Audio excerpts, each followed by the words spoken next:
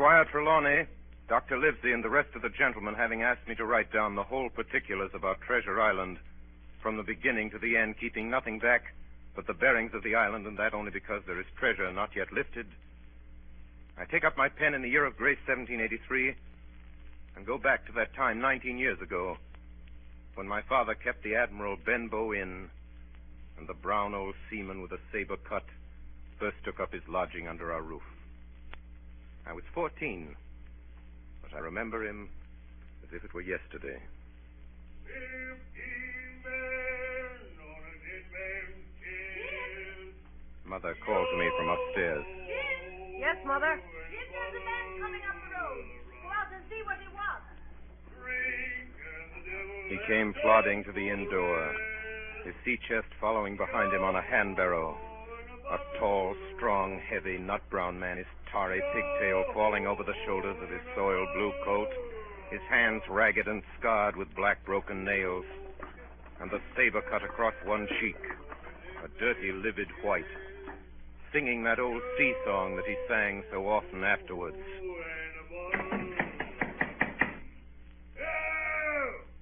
Open up in there. Now then, boy. Yes, sir? What do you call this place? The Admiral Benbow Inn, sir. Admiral Benbow, eh? Nice, lonely-looking, pleasant-situated grog shop. Folks don't come here much, do they, boy? Not much company? No, sir, more's pity. No? Well, then it's the berth for me. I'm a plain man, rum and bacon, eggs, all I want, and that head up there for to watch ships off. I have a mind to stay here a bit. Here, you matey. You with the wheelbarrow. Bring up alongside. Help up my chest. You two boys, heavy. Yes, sir. Call me Captain, boy. Captain. Yes, Captain. Just one thing more. Yes, Captain? You ain't seen him, have you? No, sir. Who do you mean? Along the road, maybe. You might have seen him somewhere, you can't tell. Let me know if you do, boy. A seafaring man. Yes, sir. With one leg. Yes, sir. Captain! Yes, Captain. Bring me a noggin of rum, boy.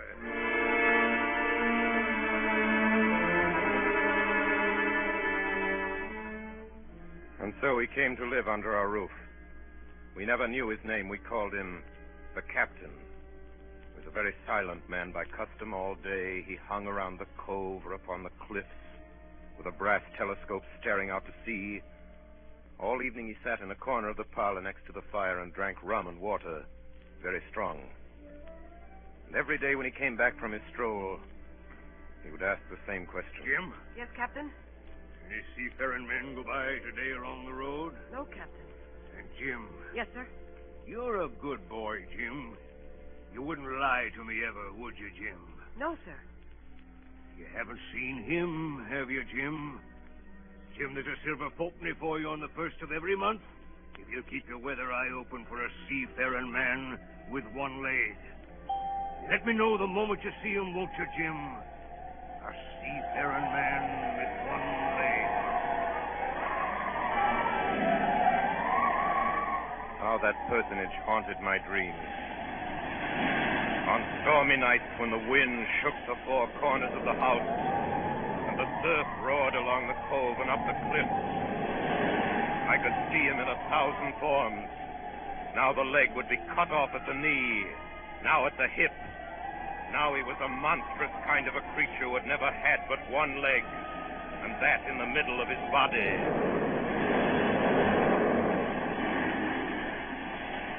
You'll keep your weather eye open, won't you, Jim? For a seafaring man with one leg.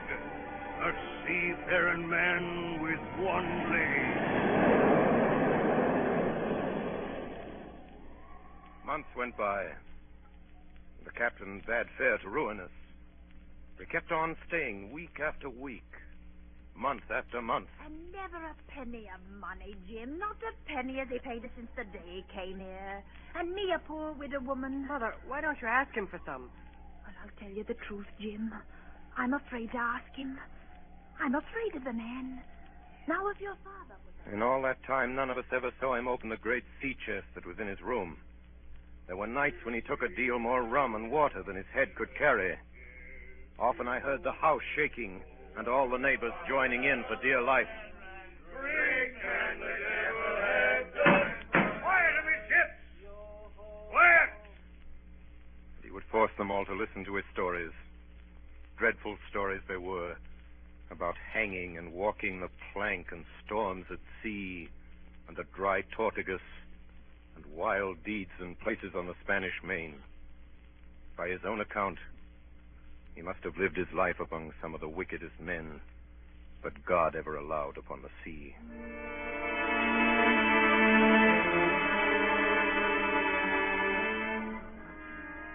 The captain had been living with us almost a year when there occurred the first of the mysterious events that rid us at last of his presence. It was one January morning, very early, a pinching, frosty morning. The captain had risen earlier than usual and set down the beach with his telescope under his arm. My mother was upstairs, and I was lying at the breakfast table against the captain's return when the parlor door opened and a stranger stepped in. Sonny, come here, Sonny.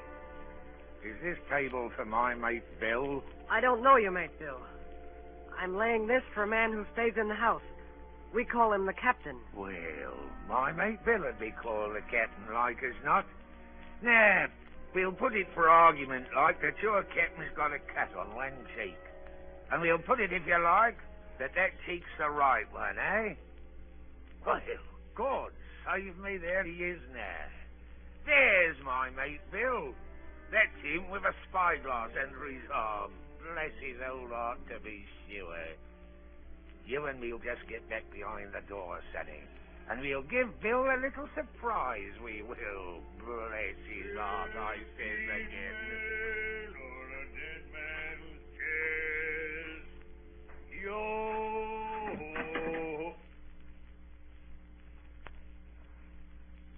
Hello, Bill. Come, Bill. You knows me. You knows an old shipmate, Bill, surely. Black dog as ever was. Bill, we've seen a sight of times, us two. So you run me down. Here I am. We'll speak up. What is it? That's you, Bill. You're in the right of it, Billy. I'll have a glass of rum from this dear child here, what I've took such a liking to. And we'll sit down, if you please, and talk square like old shipmates. Sit down, Bill. And you, Sonny, get out. Yes, sir. And none of your keels on me, do you hear? For a while, I could hear nothing but a low gabbing. Suddenly, the voices began to grow higher. No. And an end on it. If it comes to swinging, swing all. Say aye!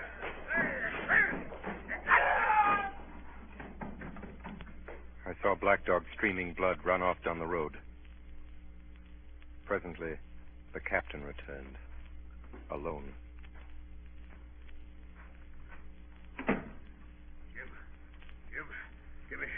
Give me some rum. Captain, are you hurt? I must get away from here. Get away, that's what. I must get away from here. What's happened, Jim? What's happened? It's the captain, Mother. The captain? Oh, dearie me, what a disgrace.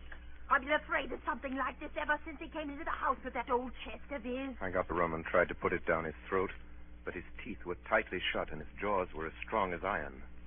An hour later, our friend Dr. Livesey came. Doctor, what shall we do? Where is he wounded, Doctor? Wounded? A fiddlestick's end. No more wounded than you or I. The man's had a stroke. Where's Black Dog? Black Dog? There is no black dog except what you have in your own back. You've been drinking rum, man, and you've had a stroke. Now, listen to me. One glass of rum a day won't kill you. But if you take one, you'll take another and another, and then you'll die. Die and go to your own place like the man in the Bible, and the world will be rid of a very dirty scoundrel. Do you understand that? The name of rum for you is death.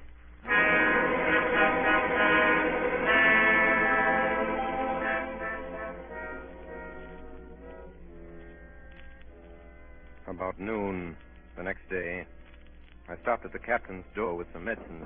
Who is it? It's me, Jim. Come in, Jim. Come in. He was lying very much as we'd left him. Jim, you're the only one here that's worth anything. You know I always been good to you. Never a month but I've given you a silver fourpenny for yourself. Now you see me, I'm pretty low and deserted by all. Jim, you'll bring me a noggin of rum, won't you, matey? But the doctor... Doctors is all swabs! Don't have a drain of rum, Jim. I'll have the horrors. I've seen some of them already. I've seen old Flint in the corner there behind you, as plain as print. I've seen him.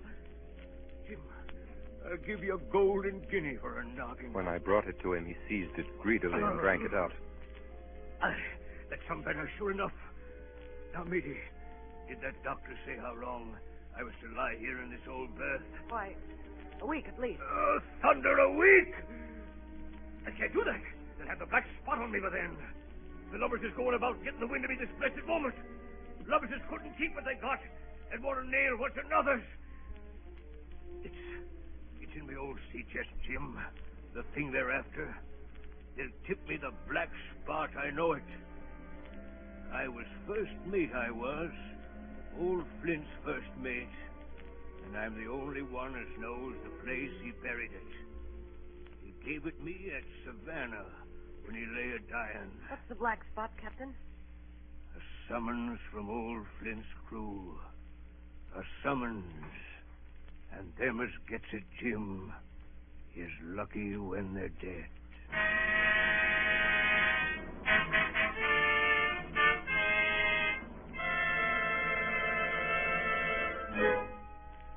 So, a week went by. And then, about 3 o'clock of a bitter, foggy, frosty afternoon, I saw someone drawing slowly near along the road. He was plainly blind, for he tapped before him with a stick, and he wore a great green shade over his eyes and nose, and he was hunched as if with age or weakness, and wore a huge old tattered sea cloak with a hood.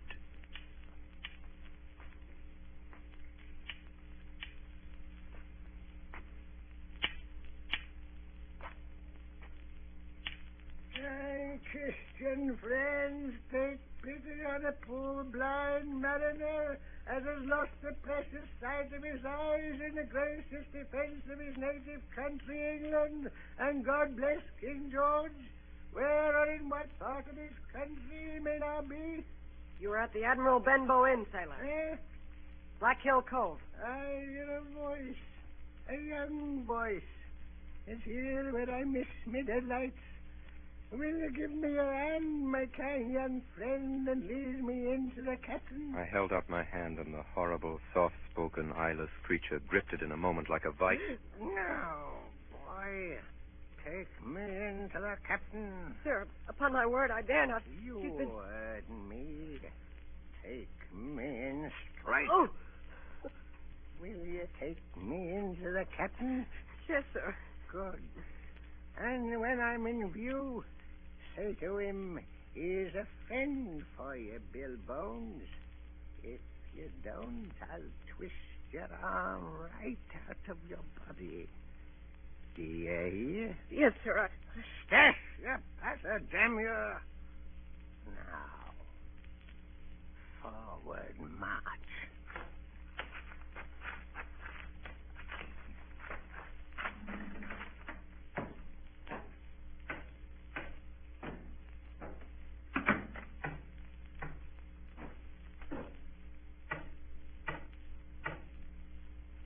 Here's a friend for you, Bill Bones. Now, Bill, sit where you are. Business is business. Hold out your left hand, Bill. Boy, take his left hand by the wrist and bring it near to my right. Here's a little bit of paper for you, Bill Bones. Now that's done, I'll be going. Goodbye, Bill. Goodbye.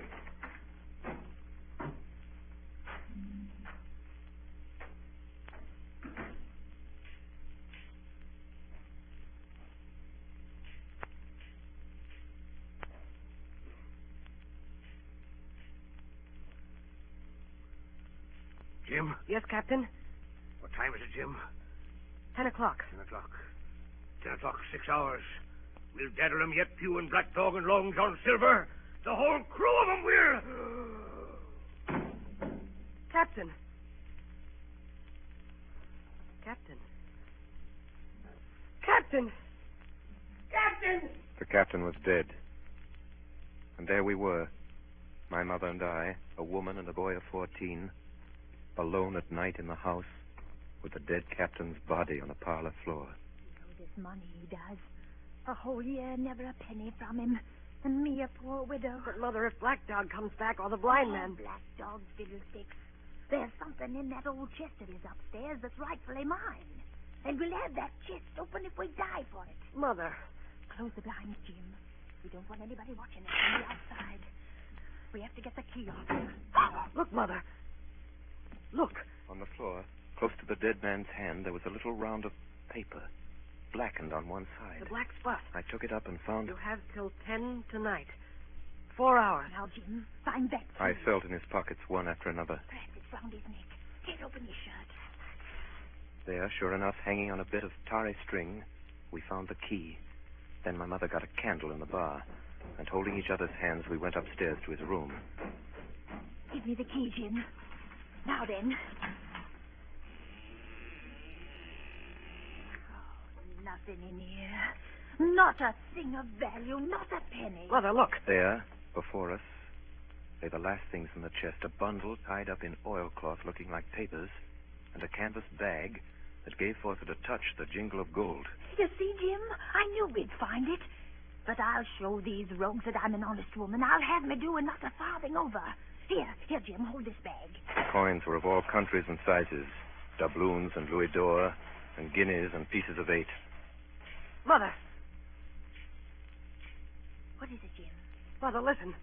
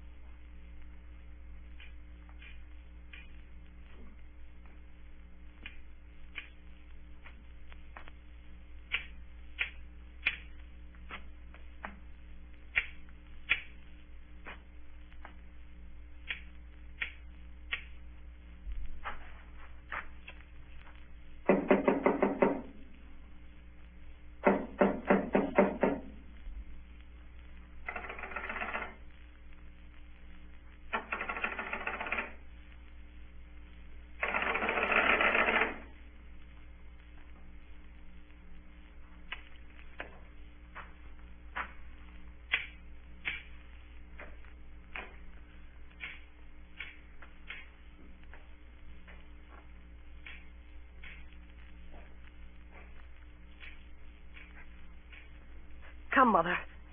Mother, take the hold and let's be going. No, I'll have me do, Jim, and no more. But, Mother, you heard him. That was the blind I man. know what I'm doing. I know the right. But, Mother, you don't know. Oh, dear. I'll take what I have. And I'll take these papers. Quick, Mother, quick. Take my hand. Next moment, we had opened the door and were in full retreat toward the village. Look, Jim. Over the hill. There they come. Run, Mother, run. Oh, Jim. Jim, I'm going to faint. Oh, Jim. Take the money and go on. Mother. Oh. Mother. She had fainted. I managed somehow to drag her down the bank into the shadow of the ditch. A moment later, the house was surrounded. Bones! Bones! Bill Bones! Will you answer me? Down with the door, then! In, you lovers! Loot the house and find it! Bill's dead! Hush you! Bill's dead! Search him, you shirking lovers, and the rest of you lost and get the chest! It was a good thing my mother had fainted, or she would have had to watch with me while our poor house was pulled apart and smashed. Whatever it was they were after, they did not find it. Well, is it there? The money's there! Jim. What is it, Jim? What are they after? The map, Mother. Flint's map. Right, you! That's the signal! Tell him that! Hold on, you sneaks! It's in the house, you know it is! shiver my soul if I had my eye. The signal, too, the signal! You dogs! You had your hand on hundreds, on thousands. Are you giving up now? You'd be as rich as kings if you could find it, and you know it's there, and you stand there skulking. There wasn't one of you there face Bill, and I did it. A blind man, and I'm to lose my chance for you. I'm to be a poor crawling beggar sponging for rum when I might be rolling in a couch. If I had the pluck of a weevil in a sea biscuit among the lot of you. That's the last signal. Duck! Black dog! Johnny! Dirk! You won't leave old Bill, mate. Not old Bill. Johnny! Black dog! Don't leave old Bill. Not old Bill, not old dog. Johnny! Help me, mate.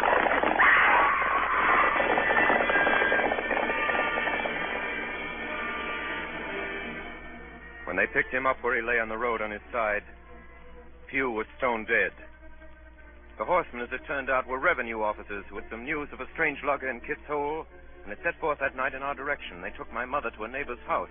So, Hawkins, they got the money, you say? Well, what in fortune were they after? More money, I suppose. No, Sergeant. Not money, I think. In fact, sir, I believe I have the thing in my breast pocket. And to tell you the truth, I should like to put it in safety. To be sure, boy, quite right. I'll take it. I thought perhaps Dr. Livesey... Yes, Dr. Livesey. Perfectly right, perfectly right. A gentleman and a magistrate. Doctor! Yes, sir. You have a good horse. Take this slide up behind you. Yes, sir.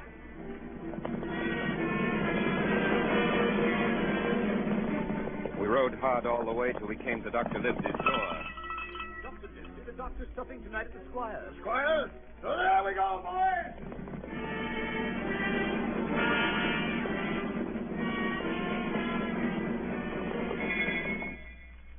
We'd arrived at the Squire's. He rose to meet us very stately and condescending. Come in, gentlemen. Good evening, Squire. Good evening, Dr. Livesey. Good evening to you, Fenton. What good wind brings you here? Then the officer stood up straight and stiff and told his story. Sergeant, you're a very noble fellow. This lad Hawkins is a trampiper thief. Hawkins, ring that bell. Sergeant must have the mail. And so, Jim, you have the thing that they were after, have you? Here it is, sir. You've heard of this Captain Flint, I suppose, Squire? Heard of him? Heard of him, you say? He was the bloodthirstiest buccaneer that sailed. Blackbeard was a child to Flint.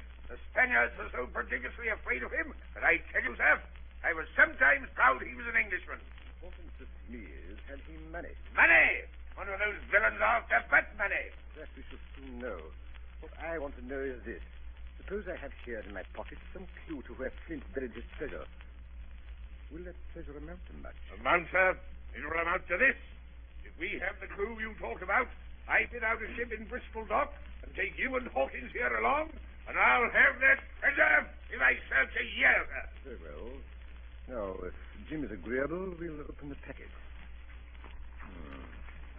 A map of an island with latitude and longitude and writing. Tall tree, spyglass shoulder, bearing a point to the north of northeast. Skeleton Island, southeast by east, 10 feet. The bar silver is in the north cap. Dave, you'll give up this racket practice at once. Tomorrow, I start for Bristol. In 3 weeks' time, 3 weeks, 2 weeks, 10 days, we'll have the best ship, sir, and the choicest crew in England. Hawkins shall come as cabin boy. You Livesey as ship's doctor. I am admiral. I'll go with you, Squire. So will Jim. And be a credit to the undertaking. There's only one man I'm afraid of. Who's that? Name the dog, sir. You, sir. For you cannot hold your tongue.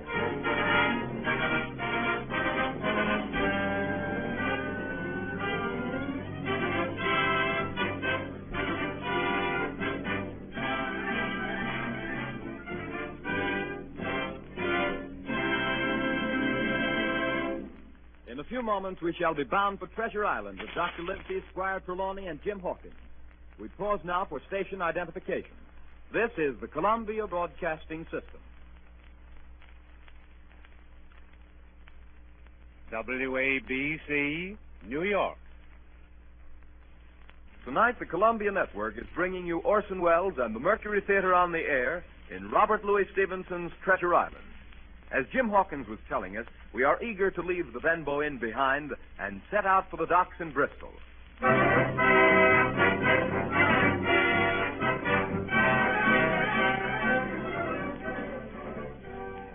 It was longer than the squire imagined ere we were ready for the sea. Weeks passed on. Then, one fine day, there came a letter from the squire, from Bristol. Here lives he. The ship is moored and fitted. Lies at anchor ready for sea. It was the crew that delayed me, till the most remarkable stroke of fortune brought me the very man that I required.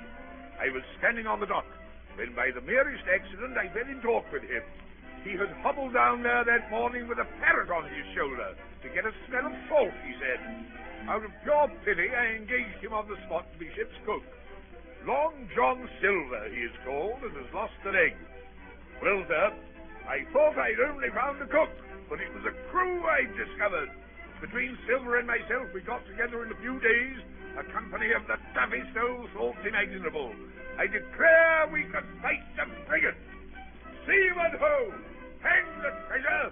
It's the glory of the sea that has turned my head.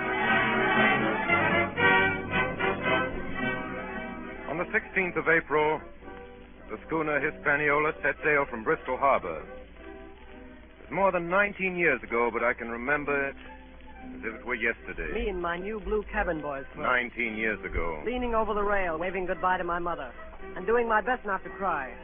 For at the last moment, it sort of hurt to leave her, and it was the first time I had been away from home. Then, a little before noon, Captain Smollett gave an order. The boatswain sounded his pipe, and the crew began to man the capstan bars. Soon, the anchor was short up. Soon it was hanging dripping at the bars. Soon the sail began to draw, and the land and shipping to flit by on either side. The Hispaniola had begun her voyage to the Isle of Treasure.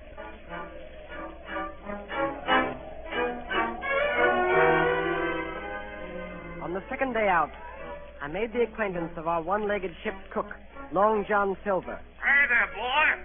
Come in. Come on into Long John's galley. To tell you the truth, at the very first mention of Long John Silver in the squire's letter, I had taken a fear in my mind that this might be the very one-legged sailor that I had watched for all those months at the Benbow Inn. But one look at him was enough. I had seen Captain Bones and Black Dog and Blind Pew, and I knew what a buccaneer looked like. Very different from this clean and pleasant-looking sea cook. His left leg was cut off close to the hip, and under the left shoulder he carried a crutch, which he managed wonderfully, hopping about on it like a bird. Pieces of eight! Pieces of eight! Pieces of eight! Are you Mr. Silver, sir? Yes, me lad, such is my name to be sure. And you're Hawkins, eh? Nobody more welcome than yourself, me lad, in old John's galley. Sit down, hear the news. Your first trip to sea, Hawkins? Yes, sir. Well, there's a lot of things you're going to learn before this your voyage is over. What do you think, Hawkins?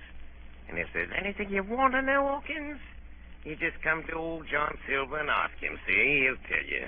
His galley was as clean as a new pin. The dishes hanging up burnished, and his parrot in a cage in one corner. Here's Captain Flint. I call my parrot Captain Flint. Yeah, the parrot after the famous buccaneer. Yes, Captain Flint, predicting success to our voyage. Wasn't you, Captain? Pieces of eight! She's a powerful old bird, is Captain Flint. 200 years old if she's a day, and if anybody's seen more wickedness, it must be the devil himself. She sailed with England, the great Captain England, the pirate, on the old Walrus. It's Flint's old ship. As I've seen her muck with the red blood and fit to sink with gold. She's been at Madagascar and at Malabar and Suriname and Providence and Portobello. To look at her, you'd think she was a baby, Hawkins, but you smell powder, haven't you, Captain? Stand by to go about. And blood, eh, Captain? Order amidship. Animal hands. And pieces of eight, eh, Captain? Pieces of eight. Pieces of eight. Pieces of eight. Pieces of eight. Pieces of eight. At the end of the third week, we left Madeira behind us. The ship proved to be a good ship. The crew seemed to be capable seamen. There was only one man aboard who was not satisfied, and that was the ship's master, Captain Smollett. I'll speak plain. I don't like it. I don't like this cruise. I don't like the men. I don't like me officers. That's short and sweet. But nobody paid much attention to him. Every man on board seemed well content. Double grog was served on the least excuse. There was duff on odd days, and always a barrel of apples standing broached in the waist, for anyone to help himself that had a fancy. Never knew good come of it yet. Spoil folks' lands, make devils. That's my belief. We're not home again yet. But good did come of that apple barrel. It was about the last day of our outward voyage. Sometime that night, or at latest before noon of the morrow, we should sight the Treasure Island. Just after sundown, when all my work was over, I thought I should like an apple. I ran on deck. The watch was all forward, looking out for the island. I got into the apple barrel. Suddenly, I heard voices on deck. Look here, Barbecue. How long are we going to stand off and on like a blessed bumboat? Why thunder I want to go into that cabin, I do. I want their pickles and wine and that. How long? By the powers, the last moment I can manage, and that's how long. How many tall ships, think you, have I seen laid aboard? And how many brisk lads drying in the sun at Execution Dock? And all for this same hurry, and hurry, and hurry. He's a first-rate seaman, Captain Smollett. Sails the blessed ship for us. We're all seamen aboard here, I should All think. forecastle hands, you mean? I know the sort you are. You're never happy till you're drunk. It's your long, John. I don't know what his treasure is, do I? No more to use as you, and here's this squire and doctor with a map and such. Well, then I mean this squire and doctor shall find the treasure for us and help us to get it aboard, by the powers. After that... After that, what do we do with them, Don Silver, after that? Well, what would you think we does with them? Put them ashore like maroons? Or cut them down like that much pork? Duty is duty, mate. Wait. Wait is what I says. When the time comes, why, let her rip. Land ho! What's that? What's that? Land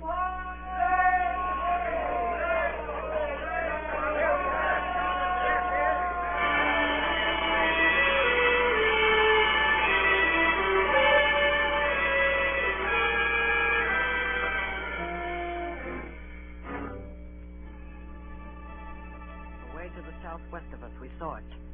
Treasure Island. 10 minutes later, we were gathered in the cabin. The squire, Dr. Livesey, the captain, and myself. Now, Hawkins, you have something to say. Speak up. I did as I was bid. I told them the whole story of Silver's conversation. When that was done, all three, one after another, and each with a bow, drank my good health. Then the squire rose. Captain Smollett, you were right and I was wrong. I own myself an ass. I await your orders, sir. Silver is a remarkable man. Here's the way I see it. We must go on because we can't turn back. And what I propose is that we don't wait for them to surprise us, but that we come to blows at our own time and when they least expect it. There must be some faithful hands left. Well, we must find out who they are. Jim Shear can help us more than anyone. The men are not shy with him, and Jim is a noticing lad. Hawkins, I put prodigious faith in you.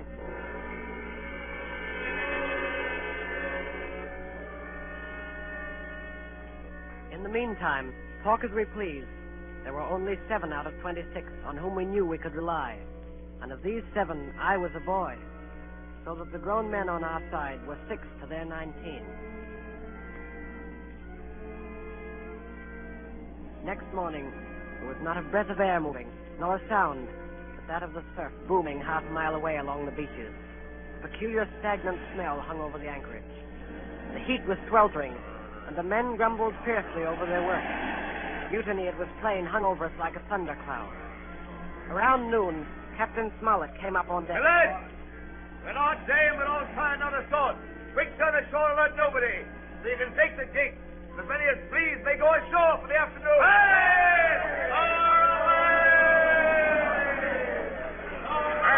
Hey, wait a minute, Fred. What's the hurry? What's the hurry? John Silver suspected a trick. He hopped around the deck on his one leg. What's the hurry? Wait a bit, will you, man? Soon the party was organized. 6 fellows were to stay on board, and 13, including Silver, began to embark. Suddenly, I had a mad notion to go ashore, too. In a jiffy, I had slipped over the side. and curled up in the foresheets of the nearest boat. No one took notice of me. The crews raced for the beach. No sooner had we touched shore than I leaped out and plunged into the nearest thicket. Behind me, I could hear John Silver's voice. Hey, Jim! Jim, my boy! Hey, Jim! Jim! Jim! Jim! John Silver was quick at his work. 2 faithful members of the crew were murdered on the island that afternoon. Only an hour after we landed.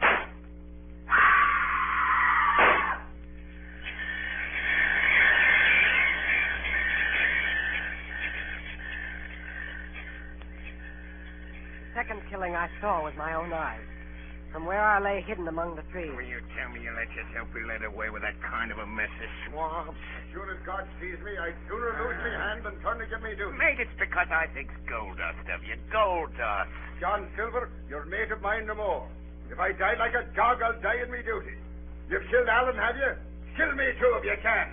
But I defy you. He started to walk away. Try this, then. Long John whipped the crutch out of his armpit and sent it hurtling through the air. It struck him in the back and killed him. Then Silver brought out a whistle. I didn't wait. I ran. I ran as I never ran before.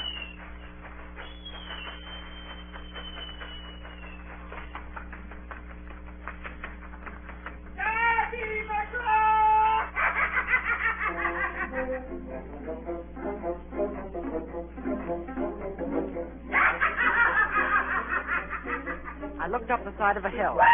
Far above me, I saw something leap behind the trunk of a tree. It seemed dark and shaggy. I turned and began to run. Suddenly, the thing appeared in front of me, and running forward, threw itself on its knees before me, and held out its clasped hands in supplication. Who are you? I'm poor Ben Gunn, I am. I haven't spoke with Christian these 3 years. 3 years? Were you shipwrecked? No, mate, marooned. 3 years. Lived on goats since then, and berries and oysters. Mate, my heart is sore for Christian diet. You mightn't happen to have a piece of cheese about you now? No? Well, many's a night I've dreamed of cheese, toasted mostly, and woke up again, and here I was. What'd you call yourself, mate? Jim. Jim? Jim. Yeah. Well, now, Jim, you wouldn't think I was rich to look at me, would you now? I know not in particular. Oh, well, but I am, Jim. I'm rich, powerful rich. Oh, Jim, you'll bless your stars, you will. You was the first that found me. Suddenly his eye fell on the Hispaniola lying far below it. Between it and the land was the jolly boat, with 5 men moving toward shore. But I could not tell if they were our men or the mutineers. Jim, tell me true. That ain't Flint's ship. It's not Flint's ship, and Flint is dead. There are some of Flint's hands aboard, worse luck for the rest of us. Not a man with 1 leg. Silver? Whoa! If you were sent for Long John... Oh! I'm as good as pork, I know it. I was in Flint's ship with John Silver when old Flint buried the treasure. He and 6 along, 6 strong seamen. They was ashore nigh on a week. And then one day here come Flint by himself in a little boat, and the 6 all dead. Dead and buried along with the treasure. How he done it, not a man of us could make out. I told him the purpose of our voyage and the predicament in which we now found ourselves. Oh, that Long John, he's a bad un. And you're all in a clove hitch, ain't you? Well, you just put your trust in Ben Gunn. Ben Gunn's the man to help you. You tell that to your squire, Jim. Ben Gunn's the man, that's what you say. And Ben Gunn says you has ideas of his own. Ah! Look at that. Far below us, we saw a Union Jack fluttering in the air above the woods. There's your friend, sure enough. More likely it's mutineers. No, mate, Silver'd fly the Jolly Roger. That's your friend, sure enough, ashore in the old stockade made years and years ago by Flint. Whoa! What's that? That's the ship's cannon. They're shooting at the stockade. Come on. Wait a minute, Jim. Wait. Ben Gunn is fly.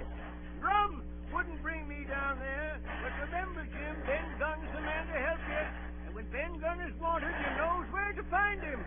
Just where you found him today. He started to run towards the flag. Hey, Jim! Jim! Yes, sir? Yeah, you won't forget that piece of cheese, will you, mate?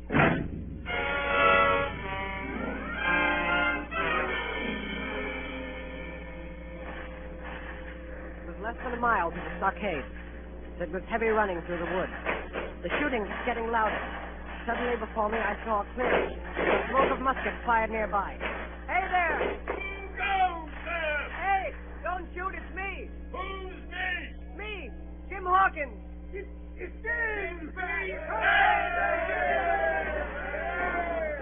A moment later, I was over the stockade among my friends. And soon afterwards, the firing ceased.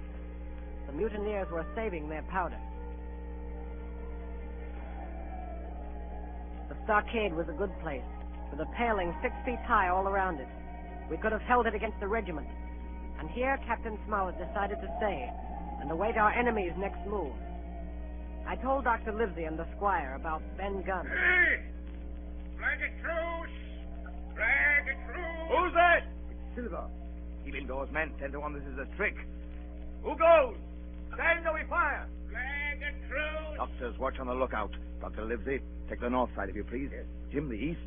Gray, west. The watch below, all hands to load muskets. Lively men, and careful. What do you want with your flag of truce? Captain Silver, sir! Come to my terms! Captain Silver? Why, you black-hearted scoundrel! Silence, sir! Silence. If you wish to talk to me, you can come, and that's all. If there's any treachery, it'll be on your side, and the Lord help you. That's enough, Captain. A word from you's enough. I know a gentleman, and you may lay to that. You'd better sit down. You ain't a-gonna let me inside, Captain? It's a main cold morning, to be sure, sir, to sit outside upon the sand. Oh, there's Jim, the top of the morning to you, Jim. Well, there you're all together like a happy family in a manner of speaking. If you've anything to say, my man, better say it. Right you were, Captain Smollett. Duty is duty, to be sure. Well, here it is. We want that treasure. We'll have it. That's our point.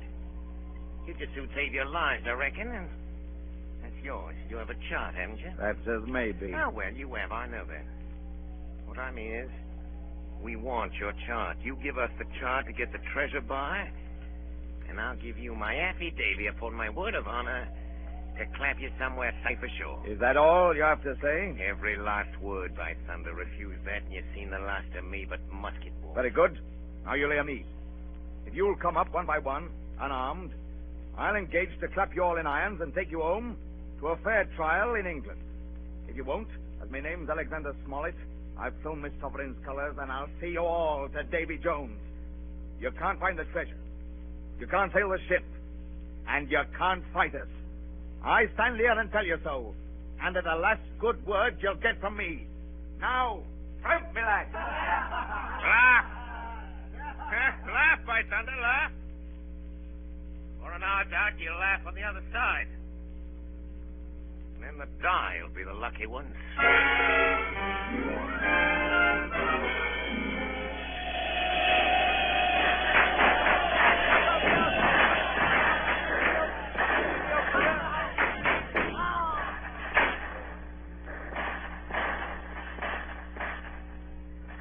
10 minutes later, nothing remained of the attacking party but the 5 who had fallen.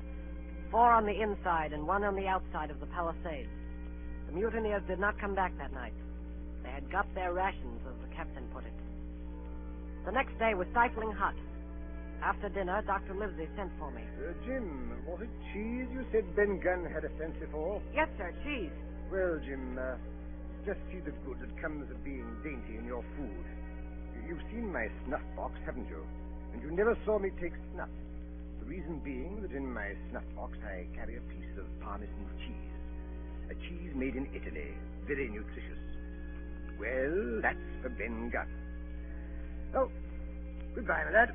Then he took up his hat and pistols, girt on his cutlass, put the chart in his pocket, and set off briskly through the trees. That afternoon, the blockhouse being stifling hot, and the little patch of sand inside the palisade ablaze with midday sun, and so much blood about me, and so many poor dead bodies lying around, a new idea came into my head.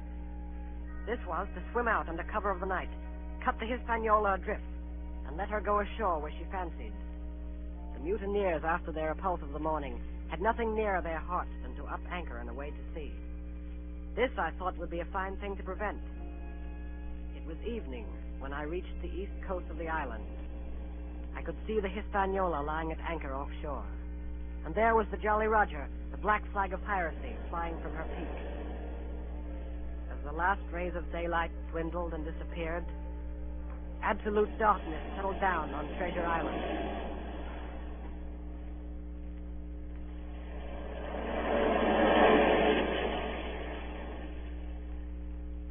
The next night, I was back on land. I was proud of myself, and with good reason. I had grounded the Hispaniola, beached her up tidily in the North Inlet with no harm done, safe from the mutineers. I had no trouble finding the stockade.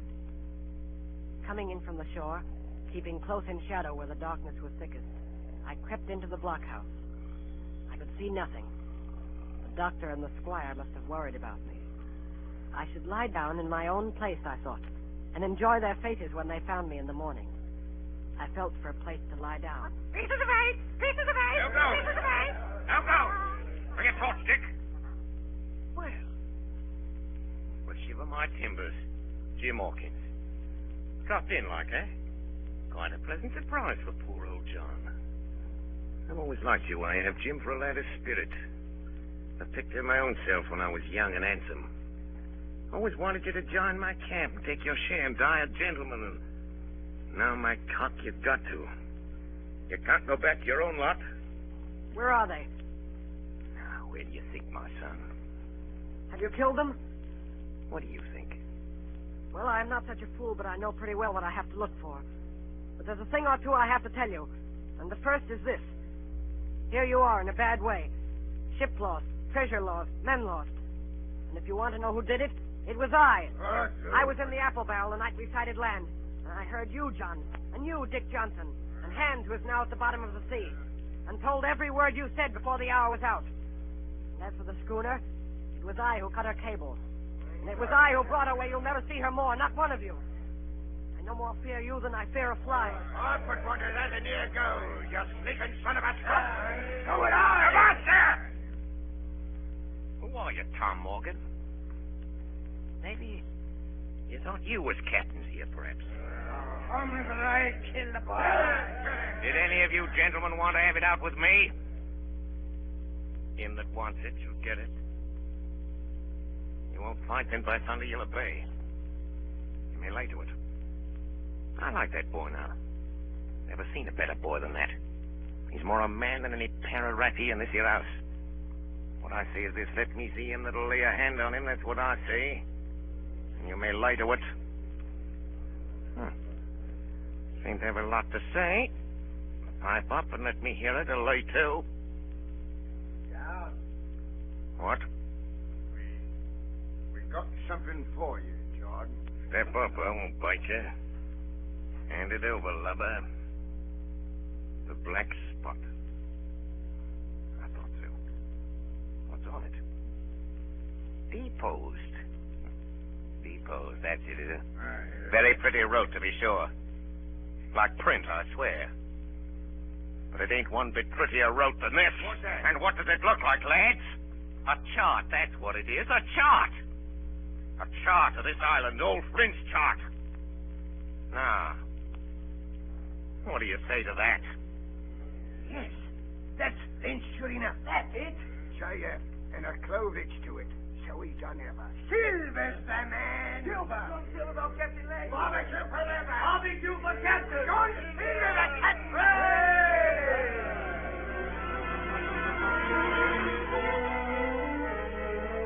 That was the end of the night's business. Only much later, I woke up suddenly and felt someone beside me. Jim. Jim, my boy. Yes, Long John? I saved your life here tonight, Jim. Now, you and me stick close, Jim, back to back like in case of trouble. And talking of trouble, Jim, why did those friends of yours leave that chart behind when they cleared out of here? They did, though. I came in here this morning and found the place empty and the chart lying there on the table where I couldn't miss it. And there's something under that. Something under that. Good or bad. The next morning, we set out after the treasure. Tall tree, spyglass shoulder, bearing a point to the north and northeast. Skeleton Island, east, southeast, and by east, 10 east. Hey, over there! Come quick! At the foot of a pine, half covered with green creeper, a human skeleton lay on the ground. A skeleton, by God! It lay perfectly straight, the feet pointing in one direction, the hands raised above its head like a diver's, pointing directly in the opposite. It ain't natural. It ain't natural, but you know, lads, I've a notion in my old numbskull. Now, here's the compass. There's the tip-top point of Skeleton Island sticking out like a tooth. Just take a bearing, will you, along the line of them bones? East, southeast, and by... I thought so. There's a pointer. Right up there's our line for the Pole Star and the Jolly Dollars. This is one of Flint's jokes, and no mistake. Him and these 6 was alone here. Alone. He killed 'em. Every man. And this one yawled up here and laid down by the compass. Yes. 6 they were, and 6 we are. And Bones is what they are now. I saw him dead, old Flint. There he laid with penny pieces on his eyes. Dead, aye, sure enough, he's dead. But if ever spirit walked, it'd be Flint's. He had heart, but he died bad, did Flint. Oh, that he did. May not it were. And the windy was open, and I hear that old song of his coming out clear as hell. And the death all on man already. Listen.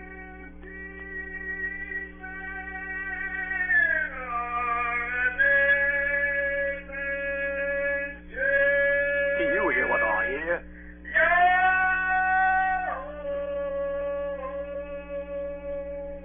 That's Flint, begad. Old Flint. Oh, Lord.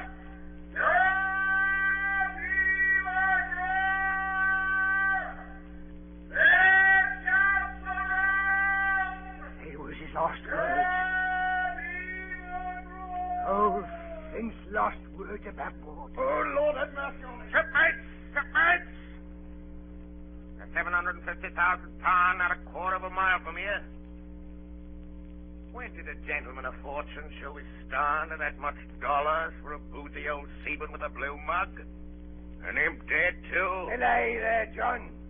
Don't you cross his spirit. Spirit? Well, maybe. You know whose voice that was? It was like somebody else's. It was like a... By the powers! Ben Gunn! Aye? Aye. So it were. Ben Gunn it were. Why, nobody minds Ben Gunn. Dead or alive, nobody minds him.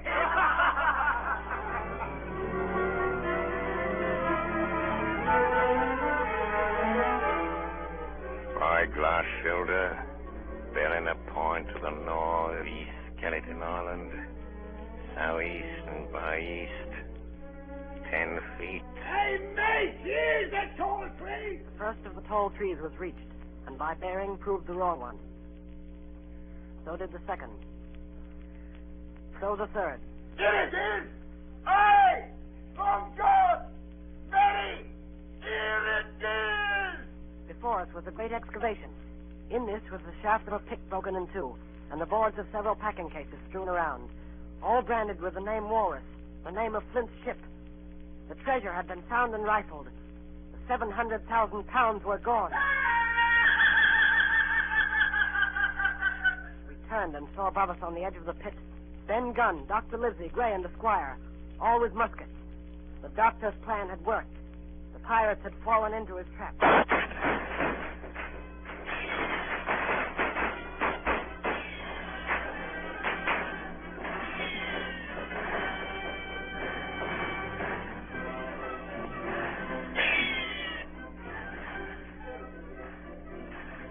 Silver, you're a prodigious villain and an impostor, sir. But you saved this boy's life, and I'll not prosecute you.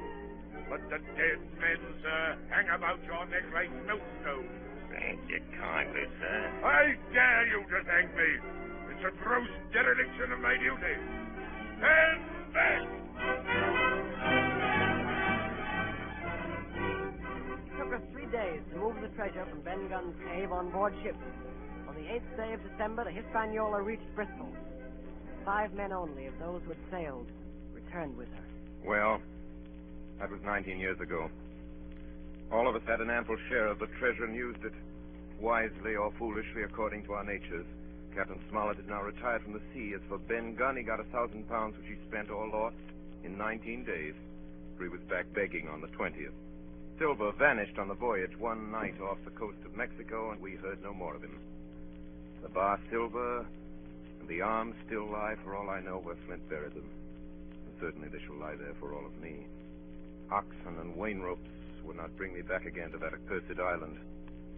The worst dreams that ever I have are when I hear the surf booming about its coast, or start upright in bed, with the sharp voice of Captain Flint still ringing in my ears. Pieces of eight, pieces of eight, pieces of eight, pieces of eight, pieces of eight, pieces of eight, pieces of eight.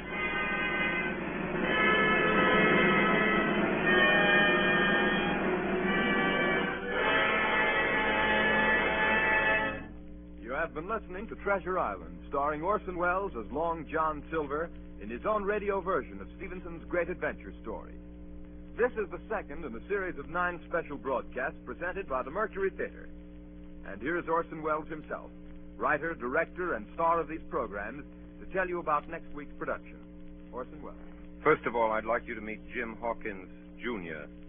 Our leading man is 14 years old. Last season, he made a really startling contribution to the stage history of Shakespeare's plays. This was during the course of some experiments with the Mercury Theatre sprinkler system. As a consequence of what must certainly have been extensive research in that field, he caused it to rain, actually to rain, and copiously to rain, where in more than 300 years it has never rained in Julius Caesar before. It rained on Brutus. It rained all over Brutus. In the Forum, I was Brutus, and I ought to know. Now, as dramatic criticism, I found this telling and even final. There's a surprise item in the funeral scene. I can assure you that the unexpected appearance on the stage of so many gallons of real water created in us all an impression that was almost overwhelming. Our popular leading man says that he did it all with a match. I don't dare think what he'll do. He's old enough to run for president. But meanwhile, no matter what happens to the plumbing, he can always work for the Mercury. As you've probably discovered, he's something more than a very gifted performer. And as I told you, he's something less than 15.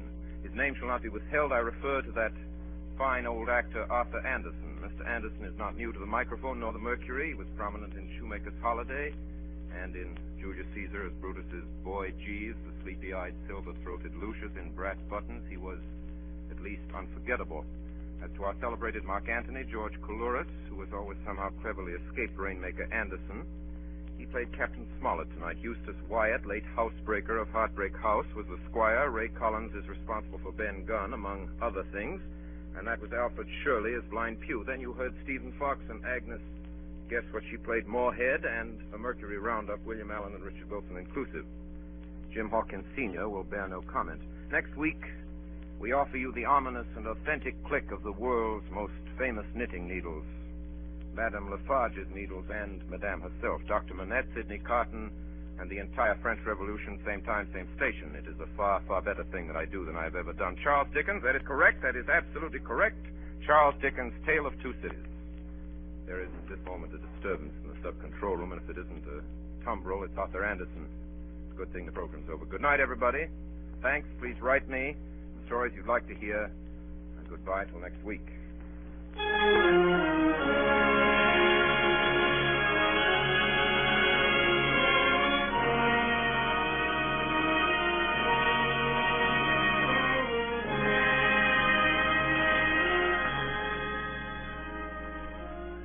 Remember, 9 o'clock Eastern Daylight Saving Time next Monday night for the Mercury Theatre on the Air with A Tale of Two Cities by Charles Dickens. On tonight's production, Bernard Herrmann composed the original music and conducted, and Davidson Taylor supervised for the Columbia Network. Dan Seymour speaking. This is the Columbia Broadcasting System.